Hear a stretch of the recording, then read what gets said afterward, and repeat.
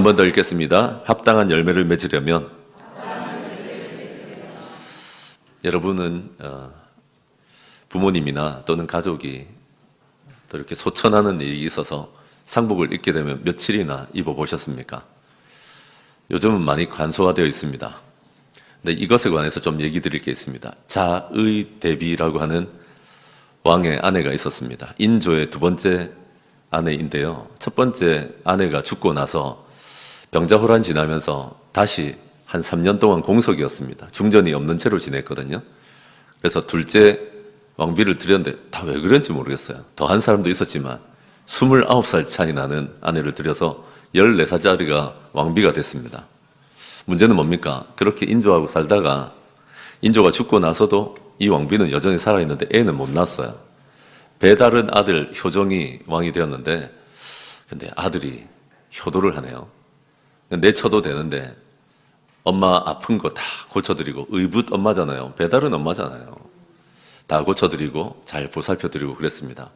그러다가 효종이 죽어버렸습니다. 효종의 아내도 죽어버렸습니다. 며느리도 죽고 아들도 죽었어요. 의붓 아들이지만 기가 차지요. 왜냐하면 14살이니까 효종보다 나이가 더 어렸었거든요. 여기서 멈추지 않고 효종이 부부가 죽고 나서 현종이 죽고 나서도 여전히 살아있었습니다. 할렐루야. 이 사람이 명이 긴 게 아니고요. 14살에 왕비가 됐기 때문에 기가 찬 겁니다. 문제는 뭡니까? 이때 무슨 논쟁이 일어났는가 하면 이때 조선을 잡고 있던 두 세력이 소위 말하는 서인과 남인이 잡고 있었는데 서인들은요. 왕이 마음에 안 들었어. 왕이나 사대부나 우리하고 다르게 뭐 있는데요? 라고 하면서 까내리면서 그리고 당신은 진짜 중전도 아니잖아. 당신 아들 아니잖아. 라고 하면서 1년만 입게 했어요. 우리 같으면 그게 지금 간소화해줘서 고맙다 할 거잖아요. 아니라 무시하는 거예요. 왕이 아니라는 거예요. 그거. 왕답지도 않고 너는 중전도 아니다. 라고 얘기할 때 대왕 대비가 돼도 이렇게 취급하는 거예요. 근데 떠받들던 남인들은 뭐라고 했겠습니까? 3년 하자는 거예요. 3년. 그래서 죽도록 싸웠는데 여러분 우리가 드라마가 많이 존재하는 이유가 뭔가 하면 조선 왕들은요. 조선 왕조실록이라고 해서 8명의 관원들이 24시간을 지켰습니다. 왕과 왕에 관련된 일들을. 그렇기 때문에 웬만한 건 다 기록되는데 현종에 이르려면 볼 게 없어요. 뭐만 나오는지 압니까? 죄다. 예속 논쟁이라고 해서 뭐가 진짜 예법인지 이것만 나오는 거예요. 미칩니다, 진짜. 어떤 왕과 왕에 관련된 일을 기록해야 되는데 읽을 게 없는 거예요. 이것만 계속 하니까. 그래서 여러분 얼마나 열정적으로 했는지 모릅니다. 두 당이 서인과 이 남인이 붙어 싸워가지고 서로 죽기 살기로 싸우는데 뭘로요? 1년이냐 3년이냐 이런 거 아니면 예법에 관련된 거 이걸 예속 논쟁이라고 합니다. 그 사람들 얼마나 열정적이며 힘을 다해서 살았겠습니까? 오죽하면 조선왕조 실록에 그 사람들 싸우는 얘기만 다 있겠냐고요. 그런데 채 100년이 지나지 않아서 다 비웃습니다. 뭐 했나 너희들? 임진왜란 지나고 병자호란 지나고 백성들은 정말 다 죽어가고 있는데 자기들끼리 뭐 했냐 이거예요. 예속 논쟁은 대표적인 비아냥거림이에요. 그래서 양반님네들이 호란 일어나고 외란 일어났을 때 우리 지켜준다 하더니 다 도망가더니 그 질서 도로 잡으려고 예법에만 관심을 기울이고 있다. 이제 후손들 다 압니다. 다 비웃습니다. 지금 우리 현실 권력에서 하고 있는 일들 10년, 20년만 있어 보십시오. 다 웃게 돼요. 뭔 짓을 한 거야 그때. 이런 거 있을 거라고요. 네, 여러분 다시 말하지만 그때 그 사람들은 뜨겁게 살았어요. 잘하는 거라고 했다니까. 근데 역사가 지나서 보면 뭐 했나 진짜. 그 주어진 권력과 경제적인 정치적인 권력 가지고 뭐 했냐. 백성들 다 죽어가고 있었는데 이 얘기가 남는다고요. 왜 이런 얘기로 시작합니까? 오늘 예수님 당시에 권력을 잡고 있던 총 3개지만 2개의 일종의 정파를 제가 얘기를 할 텐데 남의 얘기라고 생각지 마십시오. 어쩌면 진짜 우리 얘기일 거예요. 그래서 여러분 내년에 합당한 열매를 되게 많이 주실 건가 봐. 왜냐하면 수요 기도회 때부터 뭐가 계속 이쪽으로 나오고 있거든요. 근데 합당한 열매 그냥 맺어지는 게 아니라 우리 얘기일 수 있다라고 받으시면서 가슴 아프지만 나의 얘기로 받으시는 분들마다 내년에 개인적으로나 우리 교회로 많은 열매를 진짜 맺게 되는 한 해가 될 줄로 믿습니다. 궁금한 분들은 수요 기도회도 또 여러분 성공 영신 예배도 계속 되겠죠. 이번에 그런 말씀을 붙들고 아무 향방 없이 한 해를 살지 말고 하나님의 방향을 따라서 사시는 저와 여러분 되시길 바랍니다. 합당한 열매 맺으려면 나중에 돌아볼 때 하나님 보시기에, 후손들 보기에, 영적인 다음 세대가 보기에 부끄럽지 않으려면 어떻게 됩니까? 어떻게 열매 맺을 수 있습니까? 첫째로 한번 따라 하실 건 뭔가 하면 특권 의식을 버려야 합니다. 한번 따라 합시다. 특권 의식을 버려야 한다. 한번 더 합시다. 특권 의식을 버려야 합니다. 마태복음 3장 7절을 보시면 요한에게요, 이야, 이거 좀 되고 있어요. 사역이 되고 있어.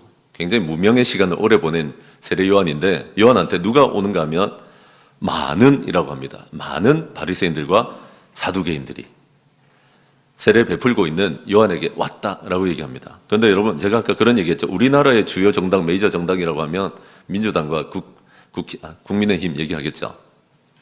그 당시에, 예수님 당시에는 세 개가 있었습니다. SNF파는 성경에서 찾기 어려운데 생각보다 비주류지만 굉장히 영적이고 사람들에게 좋은 영향을 많이 끼친 사람들입니다. 그래서 그 파를 뭐라고 한다? SNF파라고 하는데 그건 성경에서 잘 볼 수는 없고요. 주로 현실 권력을 누가 잡았는가 하면 바리새인들하고 사두개인들이 잡았어요.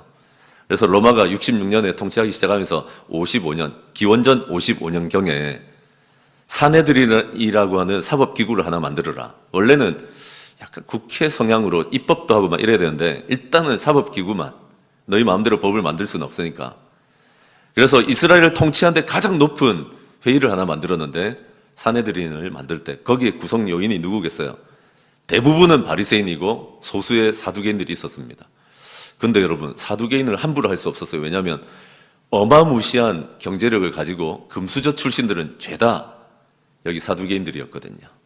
바리새인들은 사람들의 수는 많은데 백성들은 좀 따르긴 했는데 조금 경제적으로 좀 뒤처지고 정치적인 파워가 좀 떨어지는 그런 사람들인데 아무튼 둘이가 앙숙이 돼가지고 난리도 아니었어요. 그런데 여러분, 앙숙이 되어도 공동의 적이 등장을 하면 같이 오는가 봐. 그래서 아무튼 많은 바리새인들과 사두개인들이 지금 세례요한한테 오고 있습니다. 바리새인들은 어떤 사람들입니까? 지독한 경건주의자요, 배타주의자들입니다. 지독한이라는 말을 붙였던 걸 좀 이해해 주십시오. 이 뭔가 하면 이 사람들은요, 쉽게 말해서 말씀 파는 게 내 평생의 이 소원이에요. 철두철미하게 말씀을 공부하고 여러분 그대로 한번 살아보려고 굉장히 몸부림칩니다. 왜냐하면 이 사람들의 이상은 뭔가 하면 우리가 율법을, 말씀을, 구약성경을 그대로 지켜서 의로운 나라를 이루면 구원자를 하나님이 보내신다고 착각하고 있었어요. 왜 착각입니까? 네가 살아봐야 뭐 얼마나 하겠어 사실은. 근데 이런 이상을 갖고 있었기 때문에 남들 배로나 그냥 경건하게 살려고 몸부림치고 있었기 때문에 그거 아세요? 외적인데 관심이 많고 지킬 게 많은 사람들의 약점은 항상 보면 속이 더러워요. 사람은 에너지는 비슷해요. 밖에 남들 보기에 지킬 게 많으면 속에 뭐가 일어나고 있는지 모를 때가 많아요. 남들 보기엔 지독한 경건주의자인데 그래서 이 무덤 같은 마음을 가지고 하나님과도 얼마나 불편했겠어요. 근데 그걸 알려면 뭘 보면 되냐면 약자, 죄인, 세리들을 어떻게 됐는지 보면 압니다. 이 사람들은 철저하게 배타적으로 굴었어요.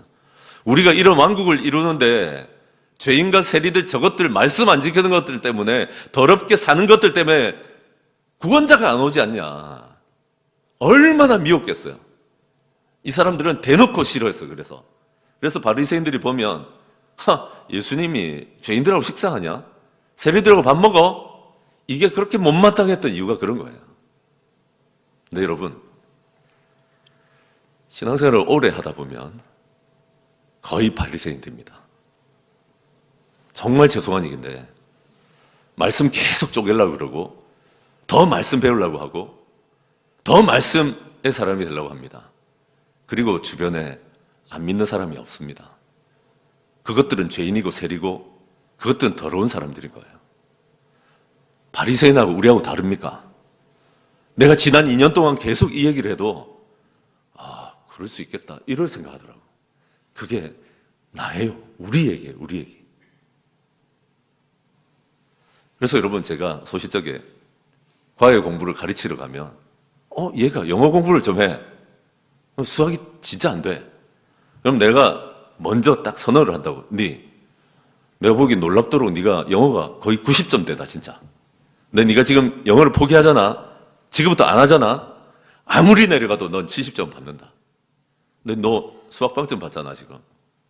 근데 여기에 올인하면 지금부터 수학에서 한 50점 되면 네 평균 점수 엄청 올라간다. 아무리 말해도 안 들어. 왜 그런지 아세요? 불안한 거야. 나 이 영어 붙들고 있었는데 이 영어가 엉망될까 봐 불안한 거야. 제가 아무리 말해도 여러분 초대교회 어떤 사람들에 비해서 지금 세계에 흩어져 있는 어떤 교회들에 비해서 여러분 우리 너무 많이 아는 거 아세요? 성경에 대해서 알 만큼 너무 많이 알아요. 우리 문제는 그게 아니에요. 매해마다 내년에 성경 통독 몇 번 하고 내년엔 성경 묵상 철저하게 하고 여러분 어디서 많이 들은 얘기 같지 않아요? 하지 말라는 얘기는 아닌데 여러분 진짜 우리에게 문제가 되고 있는 건 뭔가 하면 우리에게 내가 최근에 시범 목장에서 듣고 있는 얘기인데 목사님 내가 52여 년 만에 안 믿는 사람 처음 섬겨 본대.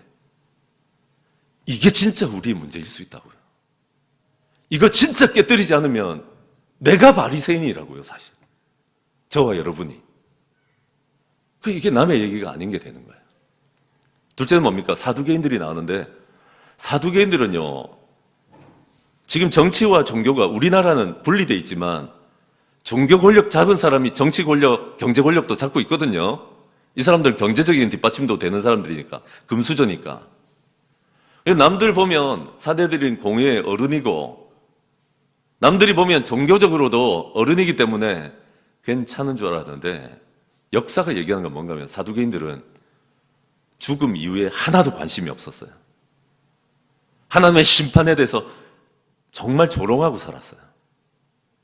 뭐에 관심이 있었어요?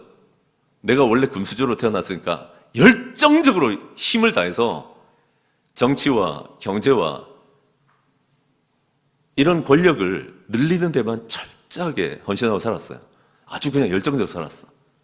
그러니까 여러분 어떤 느낌인가 하면 지난 몇 년간 우리끼리는 알잖아요. 앉아서 얘기를 해보는데 1년이 지나고 2년이 지나도 이 사람에게서 내가 하나님 나라 들어가서 받을 상급에 대한 얘기가 없어.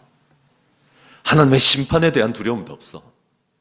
부활에 대한 소망도 없어. 오로지 입만 떼면 무슨 얘기하냐면 우리 애가 어떻게 됐고 우리가 집을 어디다 샀고 우리가 지금 어떤 부가 생겼고 그게 필요 없다는 건 아닌데 입만 떼면 그 얘기밖에 없는 거예요. 제가 언젠가 얘기했죠. 제가 미국 휴스턴에 연수 갔을 때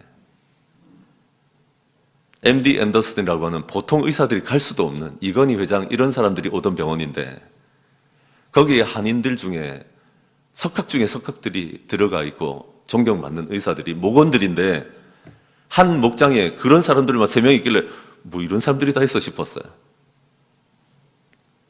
진짜 앉아서 나오는 동안 하나님 나라에 대한 얘기만 하더라고. 앉으면 젠체할 것 같죠? 앉으면 의료의학인 얘기할 것 같죠? 하나님 나라에서 내가 받을 상급과 한 영혼 섬기는 얘기를 하고 있더라고. 여러분 이게 사두개인이 아닌 거예요. 사두개인들은 관심 없어요. 그거 사실 그냥 종교적인 척하고 사는 거예요. 왔다 갔다 예배당만 왔다 갔다 하는 거예요. 너 사실 관심 없잖아. 하나님 나라에 대해서 관심 없고 하나님의 상급 관심 없고 죽음 이후에 대해서 아무 관심 없잖아. 천국 가겠지라고 생각만 하고 살잖아. 그게 사두개인이었어요. 여러분 우리 안에 이런 사두개인의 마음이 없다고 누가 감히 말할 수 있습니까?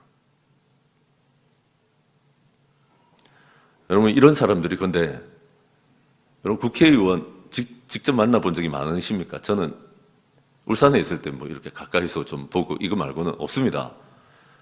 여러분 우리나라에서 한 300명 뽑는데 그 사람 만나는 거 어려워요. 그런데 지금 세례요한이 세례를 베풀고 있는데 많은 바리새인들과 사두개인들이 온 거야. 이야 정치, 종교, 권력의 중심에 있는 사람들이 온 거야. 세례요한이요, 이제 사역의 날개가 좀 펴지 않겠습니까? 이제 유력한 사람들이 오고 있어. 오면 여러분 제일 먼저 무슨 얘기 하겠어요? 이런 많은 바리새인들과 사두개인들이 진짜 권력 중에 권력이 파워를 지닌 사람들 오고 있습니다. 제일 처음에 오니까 3장 7절에 뭐라고 합니까? 이 독사의 자식들아라고 합니다. 나도 참 독한 목사지만 이건 너무했다 그런 생각 안 드세요? 아니 사람이 내가 일부 때는 유정환 장로였으니까 서영창 장로님 밖에 서 있다가 누가 이렇게 오랜만에 오네? 유력한 사람이 와 오고 있는데 이 독사의 자식들아 라고 하면 부담되지 않겠어요? 오기가. 나 이 사람들 안 간 것도 대단하다고 생각해. 그 말을 듣고 너도 죽고 남도 죽이는 이 독사야. 다른 사람을 마비시키고 다른 사람을 하나님께로 가는 것조차 막아버리는 이 독사의 자식들이라고 얘기하는 거예요. 누가 임박한 진노를 피하라고 하더냐. 너희들한테 이제 진노가 있을 건데 하나님의 진노가. 누가 피하라고 하더냐. 주저없이 세례요한은 이 얘기를 그냥 다 하고 있는 거예요. 여러분 저도 이 본문 싫어요. 오면 이제 연말이고 하니까 아유 그동안 수고했습니다. 뭐하러 내가 순서대로 이렇게 잘라가지고 해필 이 본문을 만나가지고 이 독사의 자식들아 이런 소리 나고 있겠어요. 여러분 진단이 확실해야 삽니다. 다. 지금 우리가 그렇게 가고 있는 게 있는데 아닌 척하고 내년에 축복이 있을 겁니다. 늘 말랑말랑하고 듣기 좋은 소리는 하는 게 교회가 아니에요. 우리에게 독사의 자식 같은 게 있어요. 다 우리에게. 그리고 하나님은 조나단 에드워즈가 얘기했던 것처럼 하나님은 얼마든지 진노하실 수도 있는 하나님이세요. 구원의 하나님만 바라보지 마세요. 하나님은 하나님의 백성들을 오래 참으시지만 너와 나만 알고 있는 그 죄에서 벗어나지 않고 계속 고집하면 지금은 내가 너를 붙들어주고 있지만 내가 손 놓으면 너는 그 진노 가운데 들어간다 라고 얘기하시는 거예요. 지금까지는 내가 봐주고 그 길 가운데서 너에게 기회를 주고 기회를 줬지만 하나님이 손을 놓으시면 우리 모두가 떨어지게 되는 겁니다. 지금 그 얘기하고 있는 겁니다. 그러므로 여러분 특권의식을 버리시는 저와 여러분 되시기를 바랍니다. 우리 안에 바리새인이 있어요. 지금도 내년의 계획을 한번 보세요. 내년도 계획 세우신 분들 계시죠? 뜨끔하죠? 왜냐하면 나는 교회에서 수도 없이 봤거든. 내년에 누구 하나라도 내가 부족했던 건 이거구나 라고 생각하고 다 집어치우고라도 내가 한 영혼을 향해서 가보겠다. 이게 내가 보기엔 거의 맞아요. 우리 교회도 잘 자란 분들이 되게 많아. 근데 너무 염려하시는 것 같아. 말씀을 더 못 배울까 봐. 염려하지 마세요. 그래서 여러분 특권의식을 버리기 시작하시면 우리 하나님께서 그제서야 열매를 맺기 시작하실 때가 많습니다. 꼭 기억하시는 저와 여러분 되시길 바랍니다. 여러분 둘째는 뭔가 하면 진노를 일단 피해야 됩니다. 한번 따라하세요. 진노를 피해야 됩니다. 특권의식을 내려놓고 진노를 피해야 됩니다. 여러분 이제 하나님께 또 이렇게 있거든요. 또 세례요한도 마찬가지예요. 이 독사의 자식들아 이래놓고 뭐 죽으라고 치는 게 아니라 그러면 하나님의 진노와 심판은 임박해 있는데 피할 수 있는 방법을 가르쳐주고 싶어하는 거예요. 한 세 가지를 얘기할 겁니다. 여러분 틀림없이 우리에게 많은 열매를 주고 싶은데 그게 되지 않았던 이유이기도 하고요. 하나님은 임박했다라고 하는데 우리는 우습게 여기고 있는 일들이 있는데 이거 피하려면 이 세 가지를 좀 따라오시면 좋을 것 같습니다. 하나님의 진노를 피할 수 있는 방법이기도 하고 열매 맺는 방법이기도 합니다. 첫째는 뭡니까? 회개에 합당한 열매를 좀 맺어야겠다 하고 각오하셔야 됩니다. 그래서 말씀 보시면 그러므로 회개에 합당한 열매를 맺고 라고 되어 있습니다. 그래서 여러분 회개라는 건 뭔가 하면 찝찝한 거, 죄 지었던 걸 한번 걷어치우는 게 문제가 아니고요. 슈브라고 하는 동사나 신약에서 메타노이아라고 하는 이 회개라는 말은 어떤 의미인가 하면 그런 죄를 버리고 다시 좋아진 상태일 때를 회개했다라고 합니다. 근데 우리는 찝찝하면 죄책감이 드니까 내가 용서해 주세요 맨날 이러고 다시 돼지가 다시 그 더러운 것을 먹는 것처럼 돌아가고 그러잖아요. 회개에 대한 관점 자체를 바꾸세요. 아, 내가 이 문제를 다루어서 하나님과 진짜 좋은 사이가 되는 것, 그 지점까지 가야 되는구나. 그런데 여러분, 그걸 뭐라고 합니까? 회개에 합당한 이벤트를 열어라. 회개에 합당한 헌금을 한번 해라. 이렇게 말합니까? 뭐라고 합니까? 왜 나만 쳐다봅니까? 성경을 봐야지. 회개에 합당한 열매를 맺으라 안 합니까? 이러면 내가 진짜 농사를 안 해봐서 상추만 한 모종 심어본 적 있고. 네, 여러분.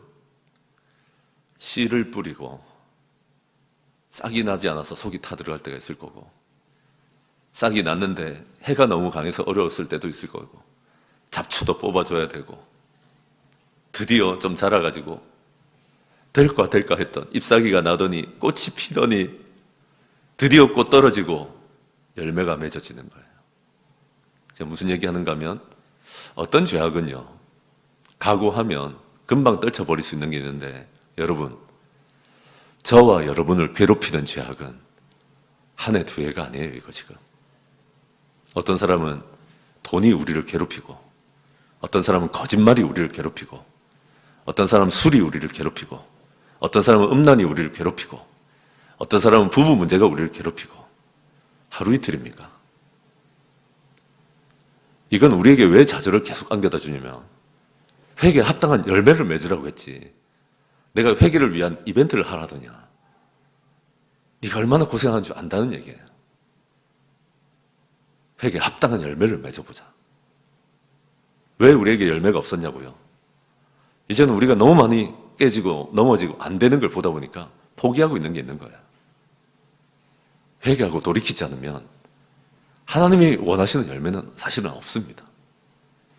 이 말씀을 들을 때, 특히 최근에 지난주 수요 기도회나 오는 수요 기도회 때 계속 같은 메시지거든요.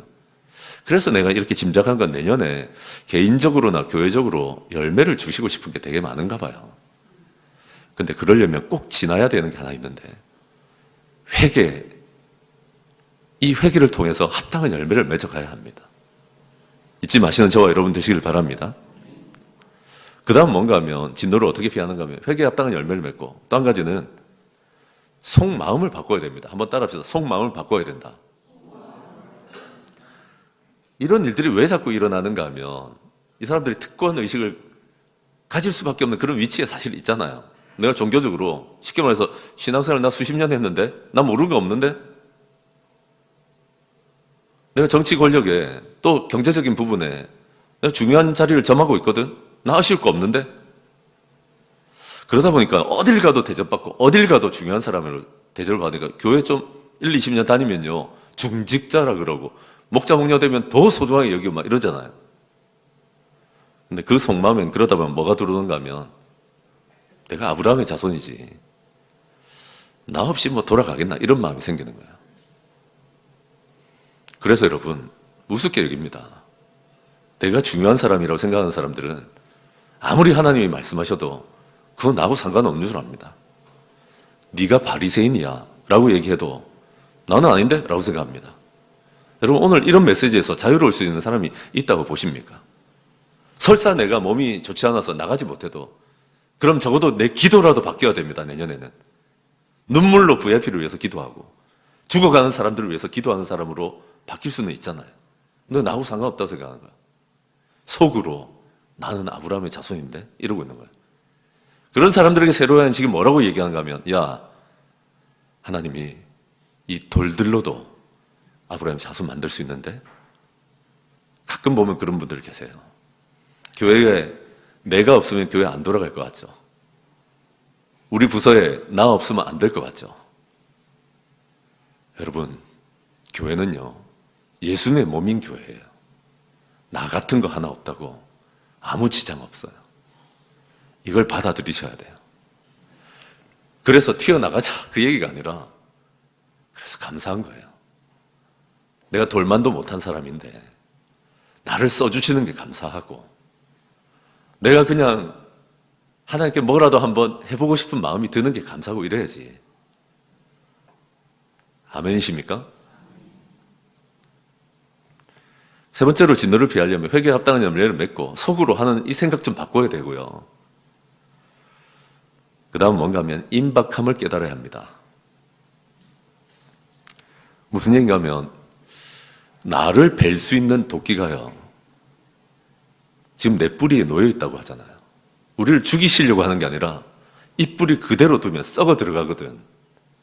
그래서 도끼를 갖다 놨고 마지막에 이걸 잘라야 되나 말아야 되나 하고 계시는 거예요. 지금 하나님은 그런 심정이다라고 얘기하는 거예요. 너의 뿌리에 도끼를 갖다 놨고 내가 들고 치면 된다 지금.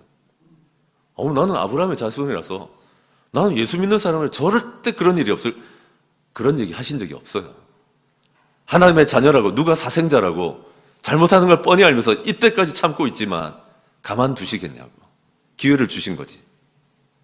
그런 임박함, 그런 긴박함을 깨달아야 합니다. 그래야 진노를 피할 수 있는 줄로 저는 믿습니다. 그래서 여러분, 우리가 열매 맺으려면 어떻게 해야 됩니까? 첫째는 특권의식 좀 내려놔야 됩니다. 둘째는 이 진노를 이렇게 피해야 합니다. 마지막은 뭔가 하면 결국 예수님이 베풀어 주셔야 합니다. 한번 따라합시다. 예수님이 베풀어 주셔야 합니다. 11절 12절을 여러분들이 좀 읽어주실래요? 11절 12절을 크게 시작.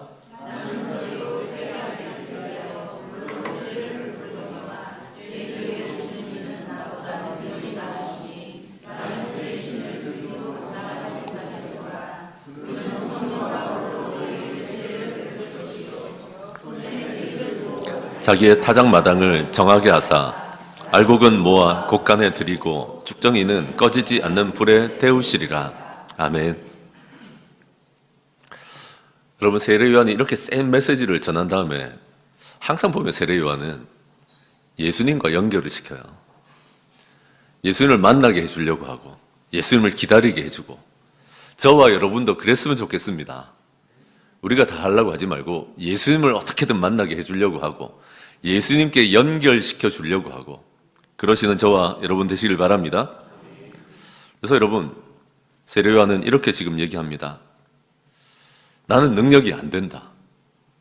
나는 물론 물로 세례를 베풀었는데 너희를 회개시키려고 그랬던 거고 그게 근본적인 해결은 안 된다는 걸 아는 거예요. 한번 우리를 죄를 씻겨주고 예수님 만날 준비는 시킬 수 있지만 나 뒤에 누가 오시는데 예수님이 오실 건데, 쉽게 말해서 그분은 내가 감당할 수 없는 분이다. 그분의 능력은 너무나 크시고 그분은 아름다운 분이셔서 그분의 신도 내가 들기에 감당이 안 된다. 그 신발짝 하나도. 여러분, 그런 분을 만난 적 있습니까? 누굴 만났는데, 저는 이제 부목사로 있을 때 소위 말하는 한국 안에서 내노를 하는 그런 강사분들을 제가 이제 픽업을 해야 될 때가 많았거든요. 그러면 되게 유명한 분들이잖아. 그림자도 잘 못 밝겠던데. 그런 느낌이에요, 사실. 야, 신도 못 들겠다, 이런 느낌. 감히, 사람도 그런데 하나님의 아들이고 구원자인 걸 아는 세례요한이, 이건 겸손이 아니라 내가 신발끈 하나도 풀 수 없고 신도 들 수 없는 그런 분이 오신다. 그분은 능력이 있고 그분은 내가 했던 것 같은 이런 단편적이고 일시적인 이런 사역이 아니라 정말 놀라운 일을 하실 것이다 라고 얘기하는 겁니다. 그래서 뭐라고 얘기합니까? 그는 물이 아니라 성령과 불로 세례를 베풀 거랍니다. 여러분, 우리가 세례를 너무 좀 급하고 대충 받았을 가능성이 있는데, 세례 받을 때 마태복음 3장에 의하면 가장 놀라운 변화 중에 하나는 뭡니까? 성령님이 임하시는 겁니다. 예수님과 똑같은 능력과 성품을 가지시고 우리를 도우시려고 우리에게 들어와 주시는 그분. 그래서 이전에 꿈꾸지 않았던 소원이 생기고 새로운 욕구가 생기고 그런 능력을 주시는 성령님이 우리 안에 들어오신 것입니다. 아멘이십니까? 전에는 솔직히 나는 똥 비슷하네, 똥을 막 이렇게 만지고 좋아하면서 돌아서서 나는 저거 안 만지면 안 돼. 죄를 그렇게 버리지 못하고 있던 사람이 성령님이 오시고 나면 가끔 그런 거 경험한 분들 계실 거. 내가 지금 뭐 하고 있냐, 이 나이에. 추하다. 괜히 깨닫게 해주면서 좀 떠나게 해주시는 거 있거든요. 성령님이요, 진짜 능력이 있으시거든요. 근본적으로 그냥 죄를 처리하시는 능력이 있거든요. 또 한 가지가 뭔가 하면 이런 성령님을 많이 사모하는데 여러분 불세례를 받으셨습니까? 마태복음 3장에서 전후 문맥을 통해서 보면 이 불세례는 뭐 뜨겁게 신앙생활을 할 수 있는 동력을 받았다는 의미보다는 그런 것도 될 수 있지만 심판에 대해서 누구보다 예민한 마음을 갖는 거예요. 우리가 죽은 다음에 가야 될 하나님 나라가 있고 우리 하나님 나라를 가지 못해서 영원히 꺼지지 않는 지옥불에서 죽어가야 될 우리 가족이 있고 이 심판에 대해서 남들은 그냥 우습게 생각하는데 그게 가슴이 미어지고 우리에게 주어진 인생을 하나님 나라에서 사는 게 여러분 보세요. 젊은 부부들 우리 교회 보면 자기들 시간도 없어가지고 애 들쳐업고 목장한다고 뛰어다니고 지난주에도 보셨잖아요. 우리 주회자매 홈페이지 때문에 나 사실 누구한테 말은 안 했는데 와 홈페이지 때문에 양수 빨리 터진 줄 알고 내 얼마나 죄책감이 있었는지 압니까? 근데 정말 순산하니까 너무너무 감사하더라고요. 근데 여러분 전설이 될 거예요. 무슨 얘기인가 하면 하나님 나라를 위해서 내가 희생하고 섬기는 거 어디 갑니까? 반드시 하나님이 갚으실 겁니다. 근데 여러분 이런 불세례가 임하지 않은 사람들이 많다고. 아까 사두개인들처럼 그냥 이 세상에 코박고 사는 거예요. 닭이야 닭. 맨날 거기만 쪼고 있어. 활공하며 하나님 나라를 바라보며 살아가는 게 아니라 늘 거기만 쪼고 있는 거예요. 불세례가 임하시는 저와 여러분 되시길 바랍니다. 이건 누가 해줄 수 있는 게 아니에요. 우리 예수님을 만나고 믿을 때 그래서 똑바로 복음을 전해야 될 한 가지 이유도 이런 거예요. 여러분은 성령을 받았습니까? 믿을 때. 여러분은 믿을 때 불세례를 받았습니까? 지금 그 얘기 하시는 거예요. 아니었다면 기도하시면 돼요. 하나님 나에게 불세례가 임하게 해달라고. 이 불세례가 임했기 때문에 조금 특징 중에 하나는 어지간하면 지치지 않습니다. 틀림없이 자빠질만 하고 의기소침할 만한데 내가 가야 할 하나님 나라가 있고 내가 주를 위해서 살고 싶은 마음이 있는 거예요. 불세례가 임하시는 저와 여러분 되시길 바랍니다. 그래서 여러분 우리 주님께서 이런 알곡들을 더 많이 곳간에 창고에 들이실 것입니다. 내년도에 저는 기대가 돼요. 누구일지 모르지만 우리 중에서도 마찬가지고 이런 알곡들을 더 많이 모아 드릴 겁니다. 근데 동시에 받아야 될 한 가지가 뭔지 아세요? 죽정에는 반드시 불태우실 겁니다. 이 말씀도 받으셔야 합니다. 이 심판의 불세례도 임하시는 저와 여러분 되시길 바랍니다. 우리 말씀 정리하겠습니다. 여러분, 저와 여러분 우리 교회에 내년에 합당 열매들이 굉장히 많이 맺혔으면 좋겠습니다. 아멘이십니까? 그러려면 한 3가지 정도 오늘 나눈 거 기억하시겠습니까? 첫째는 내가 사두개인이었구나. 부활도 하나님 나라도 관심 없는 내가 바리새인이었구나. 죽어가는 영혼에 하나님의 마음에 아무 관심 없는 신앙만 더 정교하게 가지려고 하는. 둘째는 뭡니까? 진노를 반드시 피해야 합니다. 합당한 열매도 맺어가야겠구나. 또 여러분, 내 속마음을 들켰구나. 바꿔야 되는 거구나. 또 여러분, 이런 한 가지 한 가지가 좀 해결이 되면 좋겠고, 마지막으로 우리 예수님이 베풀어 주셔야 됩니다. 제가 할 수 있는 것도 아니고요. 여러분도 못합니다. 우리 예수님이 성령과 불같은 세례로 다시 우리에게 임하여 주셔서 살아갈 맛을 바꿔주시면 좋겠습니다. 아멘이십니까? 한 1분 동안 침묵하시겠습니다. 그리고 오늘은 조금 낯설고 어색한 찬송인데 그래도 또 불러보고 저녁 때도 이 찬송 다시 해보겠습니다. 1분 동안 우리에게 주신 말씀을 갈무리하고 결단하는 시간 갖겠습니다.